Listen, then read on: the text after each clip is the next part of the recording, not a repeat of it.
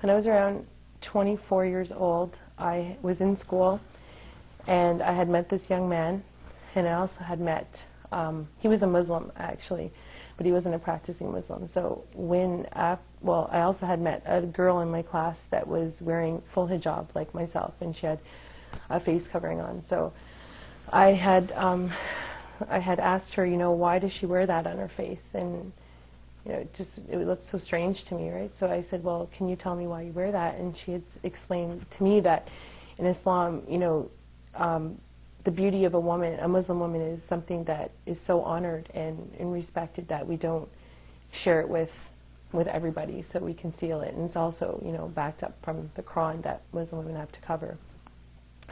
So I thought that was interesting. So then I said, okay, fine. I left it, and I had a relationship with this man at school. He was like a boyfriend. So I had later, I also had another friend. I'm not going to mention his name, but he was an Arab and he was Christian.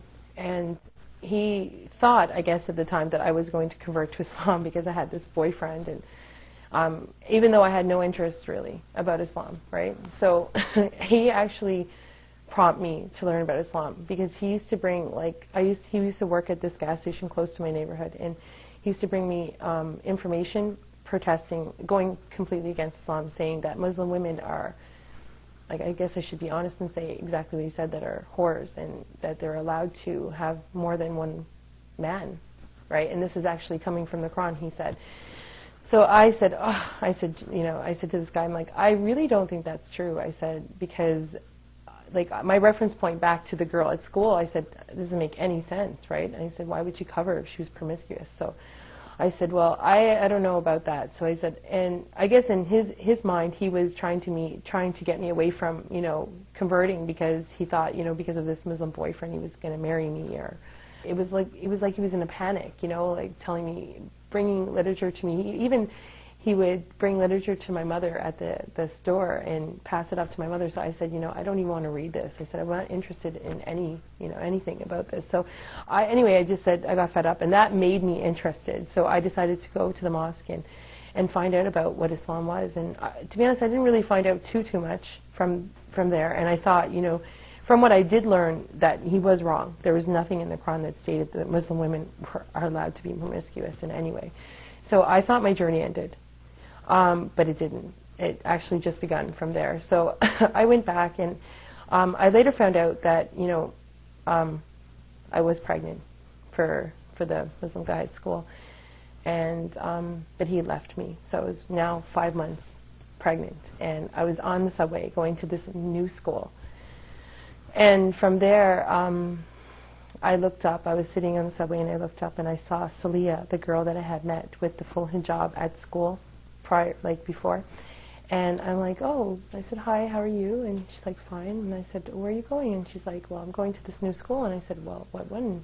It just so happened that we were both going to the same school now. We became very good friends, and I learned a lot about Islam from her. And it was never, I wasn't really, before going to the masjid or the mosque and inquiring for myself. Islam just came to me now, and I became friends with her and a few other girls at school, and she would often invite me, to her house, and I learned so much about Islam. The character of a Muslim, and and also I found very interesting was that she actually memorized the Quran, which is to me just a book at the time, and it was word for word she memorized it, and I was like, wow, this is amazing. So I wanted to know, what was in this book? What was so amazing about a book that someone would memorize word for word?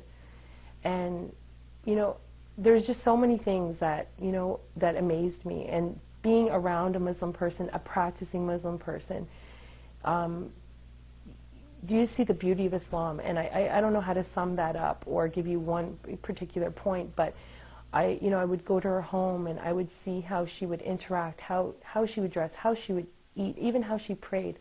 I mean, I was out with them numerous times where she would, say, oh, Crystal, you know what, I have to go pray. I have to find a place to pray. I found that amazing. You're just going to stop and it was winter time, freezing, And they were just a big support for me, especially at the time when I had nobody, you know. To be honest, I still wasn't interested in converting to Islam at all. I just said, nice religion, but not for me. So, after I had my daughter, I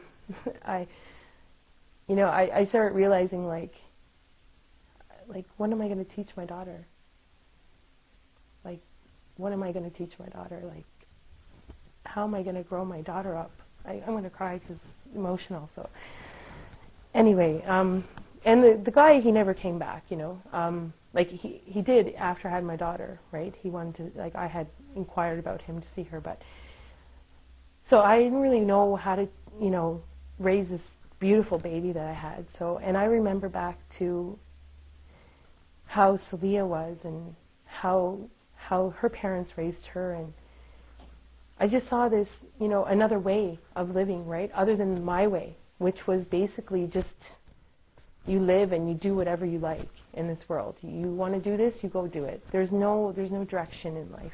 So I decided to look more into Islam at that point on my own, you know.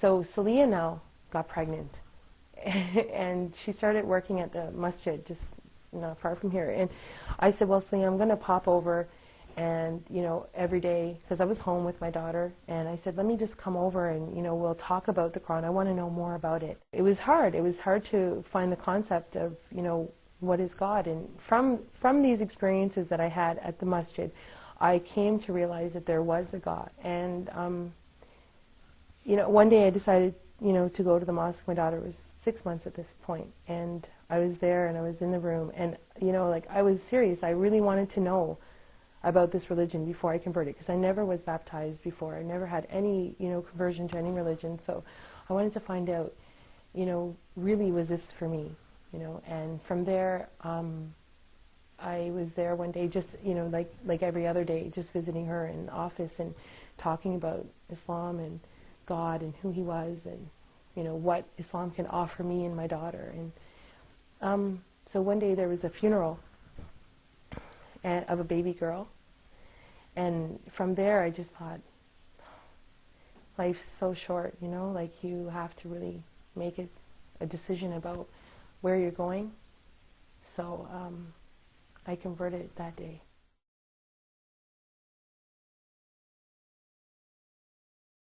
I accepted Islam, right, but I didn't know how to pray, you know. I didn't even have Islamic clothes.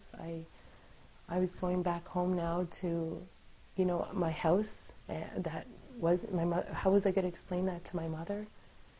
You know, and there wasn't a lot of support for the new Muslim, because I think, and it's not saying that Muslim people that are born in Islam don't care. I think they care a lot.